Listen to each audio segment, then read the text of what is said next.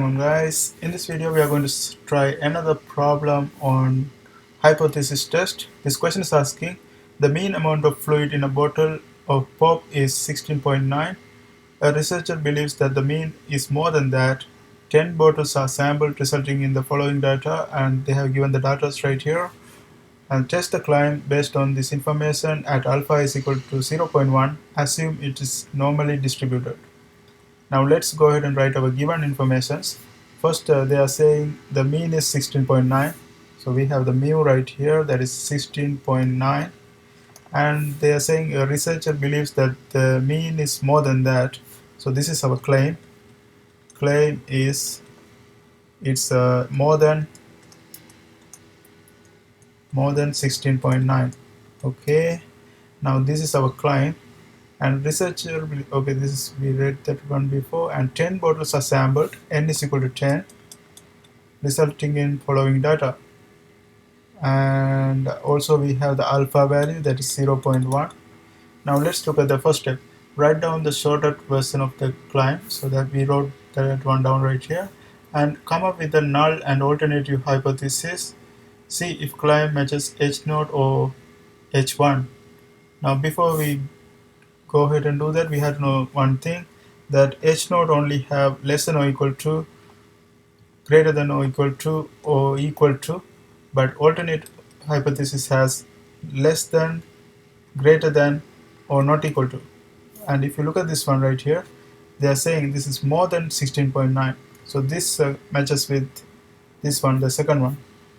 Okay, so this comes under alternate hypothesis. So this is going to be, this claim is going to be alternate hypothesis.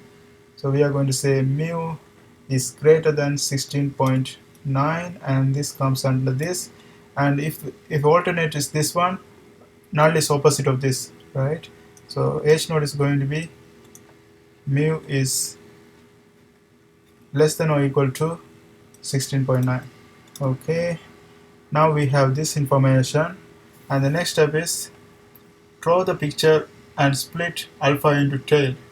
And here, according to this information, you know that if alternate hypothesis is not equal to the value, two tail. If the alternate hypothesis mean value is greater than value, left tail, and mu is less than value, left tail, mu is greater than value, right tail. Here we have greater than value, so this is right tail, right? So right tail is going to be, if we draw that diagram here, so this alpha is going to be right here, 0.1. And if this is 0.1, this should be 0.9.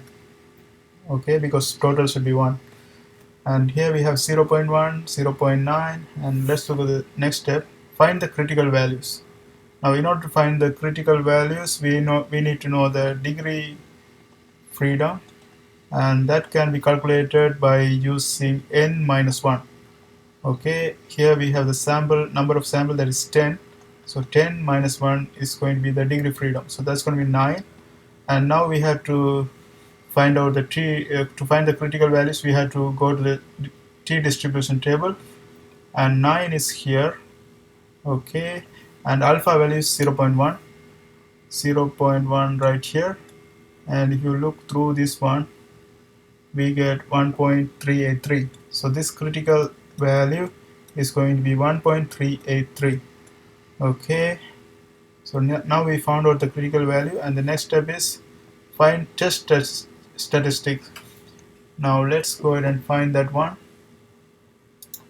Okay, and let's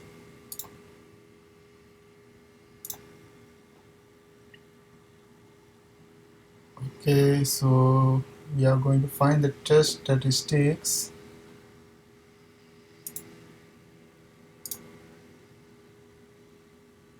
Okay, let's go here, and if you go to this stat, and then here we have test and t-test, enter, and if you look at the stats right here, if you click this one, you see we need a mu naught, we have that one, but x bar we don't have that.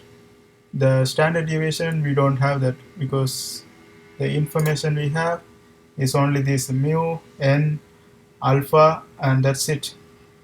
But if you look at this one, we need standard deviation, x bar, we don't have those information, right? So what you can do is, if you go to the data here, that will guide you through this one, and here we had to find these things, right? We had to find the so here what we can do is, we can do one more thing, like we can go to the mode and second mode. Okay. Okay, go to the edit, click enter, and here we are going to plug these values. So let's go one by one. First we have 16, 16.1, and then we have 17, and after that we have 17.5, and then we have 17.2, and then we have 17, and after that we have 17.5, and after that we have 16.3, and after that we have 16.7, and then we have 18.7. okay, now enter this one, and then that's it. Now second mode, exit, and then go to stat, go to this test, okay, enter, and oh, what have I done? Second mode, stats, and then go to test, t-test, enter. Okay, go to the data, and our mu value is 16.9, so it's already here, and frequency always 1, and according to our question, this is greater than 16.9, so we should select greater than. It's already selected right here. If you don't have that one, you have to select this one and enter, and after that go to calculate and press enter, and from this one we can see our t value. That's going to be the t value we need, right? So let's go ahead and note that one down. This is 0.39. okay, t value is 0.39, and according to our table, 0.39, this is the critical value is 1.383, so 0.39 definitely inside of this main body, right? So here this is 0.39 is going to be inside of this main body. So the seventh statement says that if test statistics fall in tail, reject H0. If test statistics falls in main body, accept H0. So here this is falling in the main body, so we have to accept H0. Accept. So let's write conclusion right here. Conclusion. So we are going to accept the null hypothesis. Accept H0. So if we accept H0, we have to reject H1. Reject H1. And if you look at this one, our claims comes under H1, right? Because this greater than, we seen right here, greater than only comes under H1, and we know that this is H1, right? Our claim is under H1. So if we reject H1, our claim is going to be rejected. So we reject the claim. Reject claim. And that's going to be the final conclusion. I hope this helps. Thanks for watching.